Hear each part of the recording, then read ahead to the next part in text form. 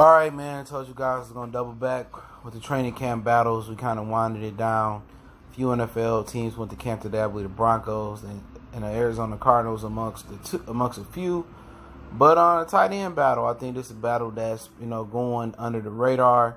I just noticed that Jesse James out of Penn State, 6'7", was only 25 years old. So Hockenson is 6'5". He's 22 years old out of Iowa. So you got a Big Ten competition. Also, you got the former quarterback from Virginia Tech, I think Logan Thomas, and you got the kid from Georgia as well. And this is another tight end on the roster as well. He probably won't make it at all, period. And also you got the I call him Toyota, the tight end we got from Atlanta. I think he's still around, or maybe not, but I didn't notice him on the depth chart. But I think it boils down to these two. I think, especially if Toyota on the field, I think you could see a lot of two tight end sets. Because the Toyota guy, that's what I call him. I can't pronounce his name. He can block.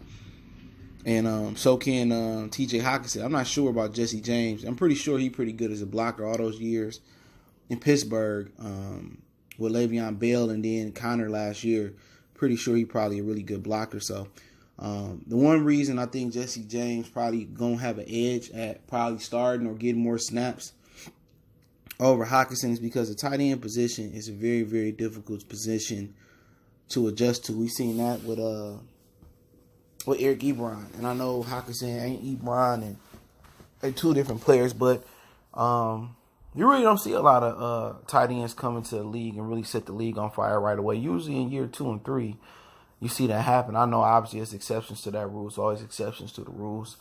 David Njoku, Evan Ingram, they had some adjustment periods as well too.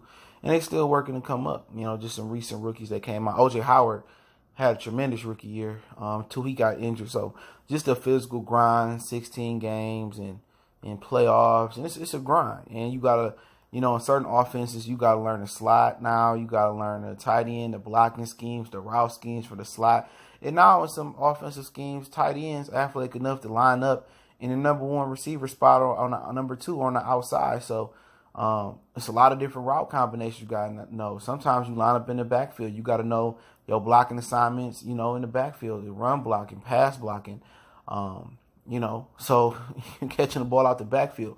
Tight end is a very complex competition. I know people say, well, Jesse James just got in this offense, but he already advanced as a tight end. He know the speed of the NFL. He know, the basic, blocking assignments. He been there, done that. He was very productive in Pittsburgh. And probably people say, well, you leave Pittsburgh then because Vance McDonald, he brought a little bit something different. Vance McDonald brought a lot of vertical. He brought vertical speed to this to the team. But I think it'd be a lot of backlash if T.J. Hockenson didn't go out there and start. I think it would. It's a lot of backlash. He go out there and drop a ball or two in the first 3 or 4 or 5, 6 weeks. Or another Ebron. So he got a lot of pressure on him as well. Because if he don't start, then they're gonna look at it as a wasted draft pick, especially if the Lions don't do well early on. But I think this competition to be fairly close. And the reason it's going to be close is because the lack of padded practices. The players negotiating last CBA to take some padded practices out. And really that created more injuries and the lack of readiness, for these guys to get ready. The reason you do padded practices in 2-a-days is to harden the body for the blows you take in the season. But it is what it is. But, Jesse James ain't no bum, though. He good across the middle. But Hockenson, I think, brings more vertical to the team. And I think he's a really good blocker. So 2 things he got going for him that was better than Ebron is that he can block and he can naturally catch the football. Now, I think he was only maybe a 1-year starter if he started over Noah Fant.